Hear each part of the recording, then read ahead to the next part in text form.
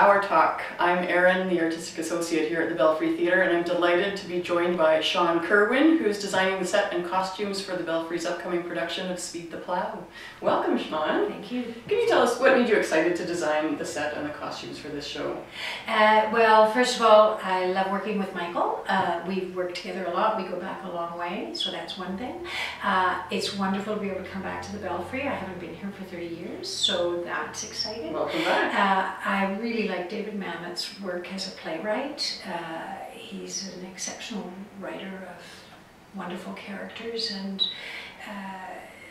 I guess those are three of the reasons. I always find that if I have a good director and good script, then that's the clincher for me. Well, let's talk about the concept stage of designing these things. What's the conversation like between you and Michael leading up to actually getting some thoughts on paper? On this project, this was the first time we did the entire thing long distance. So it's very fortunate that we know each other already, because we understand a little bit about each other's taste and temperament and personality and what we're interested in. Right. You know, because of Skype now, the idea that you never get to be in the same room until you actually get here for rehearsal is a bit intimidating, because I have to make a lot of decisions that can't change. And so the part where you make sure that the director likes what you're doing, you have to make sure via long distance that you can convey that clearly.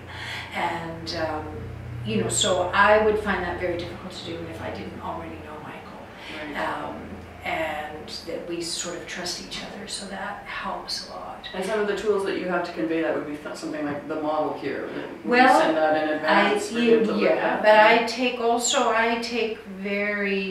try to make very accurate models. I take a lot of photographs of them, and I do floor plans and technical drawing, and so I would send those to Michael electronically, and then there were versions before we got to this one, obviously. This is about the 4th version, which is a pretty common process, that you have an idea, you play with it, you change it around, you change it around, you change it around. So we had Skype meetings where I would have the model in my studio in Toronto, and Michael would be on Skype, and I would point the camera, and we would look at it that way and have a conversation. Then we would change things until we ended up with a final model. Right. Then I sent more photographs and more floor plans, and then we have to get it costed and everything to make sure we can afford it. And then I sent the actual model once we felt confident with that, and then once Michael got the actual model in his hands, then we made a couple of minor adjustments from then too. So the models are very important, because that's, no matter how much you have 3D technology, having a physical model where a director can lift things up and move things around, I think, is always better. But having the director not be in the same room as the physical model until you're at the very end of the process, that's a little disconcerting at times. So how do you balance the practical needs of the play with the kind of emotional atmosphere that you want to create within the set? Well, I think that's my job, is to do that, and every play has a different set of requirements, and every theatre or performance space has a different set of requirements. So doing a production of this play in this theatre is going to be a different production than it would be if it was happening at the Royal, let's say, or if it was happening you know, somewhere up at UVic or something. So the size of the theatre, the size of the space, the configuration of the space. The relationship of the audience to the stage. For instance, here in this theatre, you have audience below in a raised stage, and you have audience above looking down as well. So you have to think about the sight lines from, and the audience wraps around quite a lot. So you have to factor all of those things in your decision making. And in this play, there's 3 acts, and there's transitions that have to happen, so you have to design the transitions as well. Right.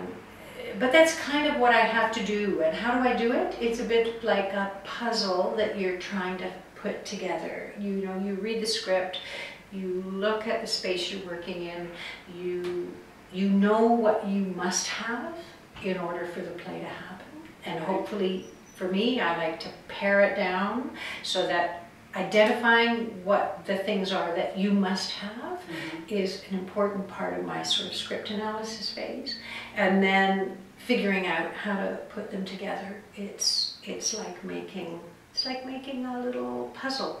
Well, then I guess once you pare things down, every individual design choice then becomes very important because there's so few things. Absolutely, absolutely.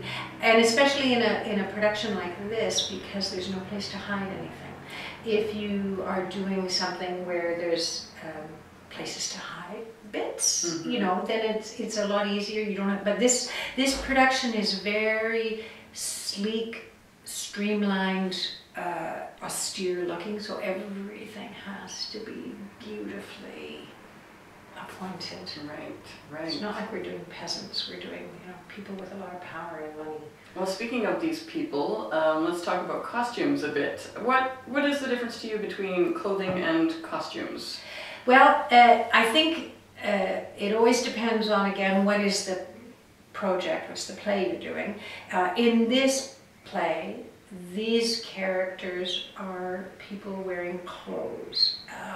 So they want to look inevitable, they want to look like people that are perfectly at home in the clothes they're wearing.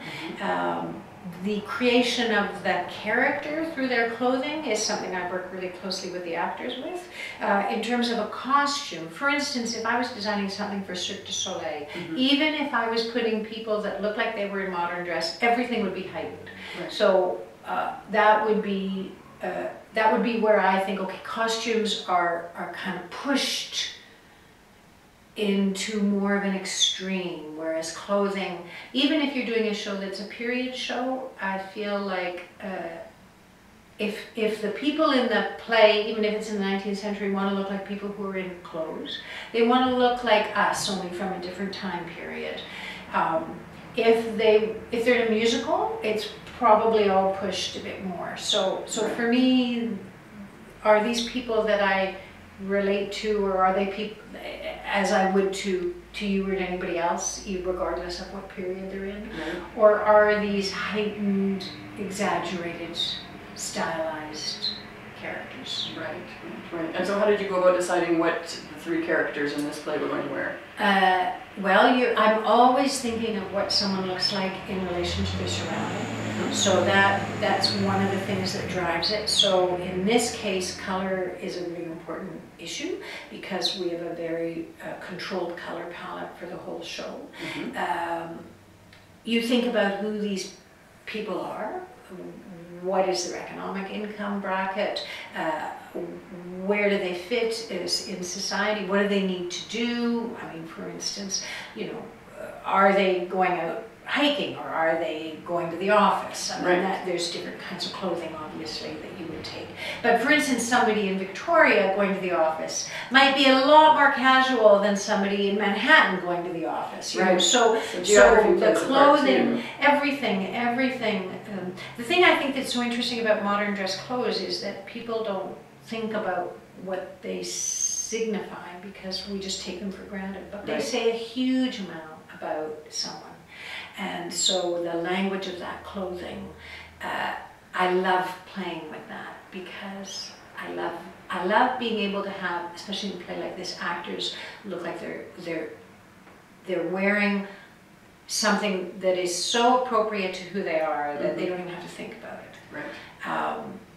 You know, again, in a different kind of piece, in a different kind of, like in opera, in musicals, you know, it's a slightly different conversation in a different time period. But, you know, I don't want the audience to be distracted from the actors and what they're doing. And I want the actors to be able to walk out on stage feeling they don't have to think about their surroundings, they don't have to think about what they're wearing, they're just thinking about who they are and how they engage with each other. Right.